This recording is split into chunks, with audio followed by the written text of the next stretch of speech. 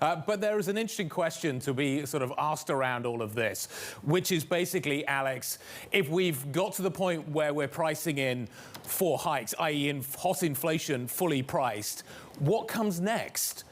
Does the Fed get more hawkish? If we have fully priced in those kinds of moves, what does that mean for the growth value rotation? Does it start to pause, as many as are starting to suggest?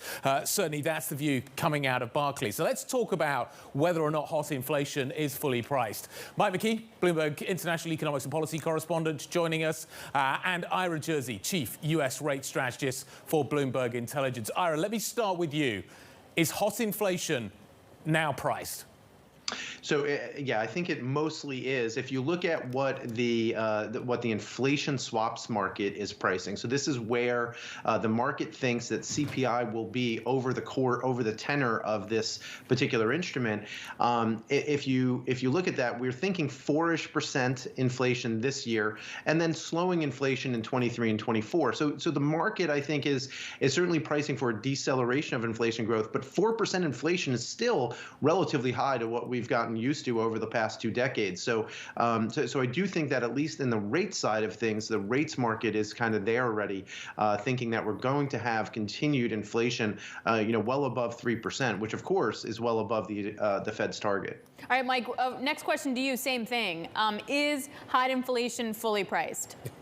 Well, I defer to Ira on the fully priced idea, but I would say that the Fed probably thinks it is at this point, because we've not had any secret about the fact that the Fed is going to be raising rates. They've talked more and more about it as the weeks go on. It's more a question of what is the price? What is the appropriate price for each of the different tenors? And that's what the market is trying to figure out. Jay Powell noted that yesterday, talking about how the markets tend to, overreact and be somewhat volatile as they try to piece together where they should be on these things, because they haven't had, it's been 2.5 years since this round began, two years, and then we went for 7 or 8 years before that at zero rates. So what is the actual price? What is a 5-year note actually worth?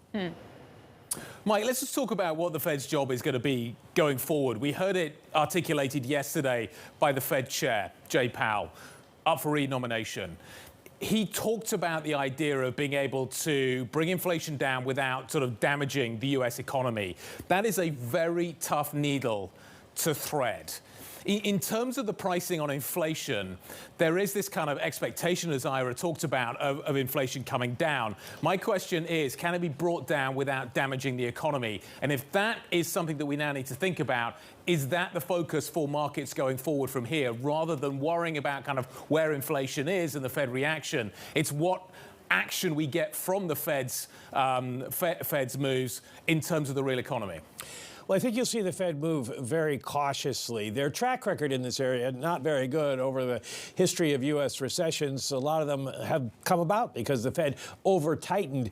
But it reminds me of the old saying, it's better to be lucky than good. The Fed could do it this time without doing a whole lot if the reasons they think we are seeing this inflation are correct and they start to go away. If supply chains start to rationalize at the same time that consumers start to spend a little bit less, particularly on goods rather than services, because the government support they were getting has slowed down, then inflation could come back down and could come back down noticeably, not necessarily to their 2% target, without them having to tighten too far. That's going to be the question, is the Fed going to have to do this, or is it going to be things that happen sort of organically? Right. And in some ways, rents, for example, immune in some ways to both of those things. We'll break that down in a sec. Ira, if the scenario that we're sort of talking around here works out, that as inflation will peak and then slowly move lower, and that the Fed's not going to make an enormous policy mistake, where do you think we need to see the biggest re-rating in assets? Yeah, well, I think for the rates market, I think that probably means we get a little bit of a steepening of the yield curve if the Fed does it correctly, right? So the risk here is that the Federal Reserve hikes too much, right, and too fast. And that goes to Guy's question from before, is if the Fed gets it wrong, like Mike noticed they often do, and go too fast too quickly, that's when you can get a significant flattening of the yield curve. That's probably when you see risk assets do pretty poorly, and then kind of forcing the Fed maybe to slow down their interest rate hikes.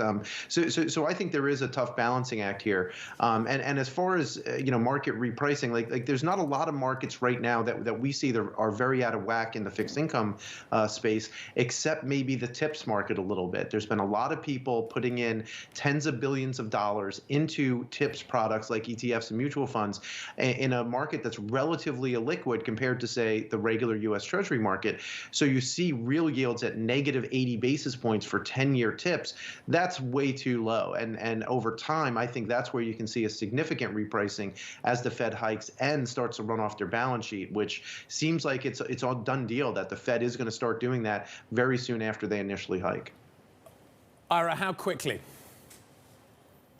Well, we think that the Fed's is going to hike in March, and probably May or July will be the months when the Fed will start their runoff. We think mid-year for runoff would be the right time, because they can basically prep the market with 2 meetings and let us know how they're going to actually conduct their runoff in a significant way, plus get some feedback from investors and broker dealers. So I think July is when they start. We think that they'll start at a pace of around $90 billion of runoff a month, which would be a little bit slower than they were buying, but that's still a reasonably fast pace. So there will be, market repricing on that information. So things like the mortgage-backed securities market could see their spreads widen, which obviously will slow down the economy a little bit. If you have slightly higher mortgage interest rates, that would certainly have an effect on housing. Well, considering we can't even really build all the houses that we're trying to build, that's definitely one thing. Hey, Mike, Powell made the point yesterday that all of this is just to get to neutral. It doesn't even count yet as tightening. What's the sequencing for actually tightening? Well, that's a good question, because they don't exactly know where neutral is. They're betting it's about 2.5%. And there's a great debate in the markets about whether you can get to 2.5%. They didn't when they were coming out of the great financial crisis. And there are some on the other side of that trade, like Larry Summers, who says they're going to have to go, well, even Bill Dudley yesterday saying they're going to have to go 3, 4, 5% before they get to neutral. We don't know what the demand side of this is going to turn out to be. And that's the problem for the Fed. So I think they're going to be very cautious.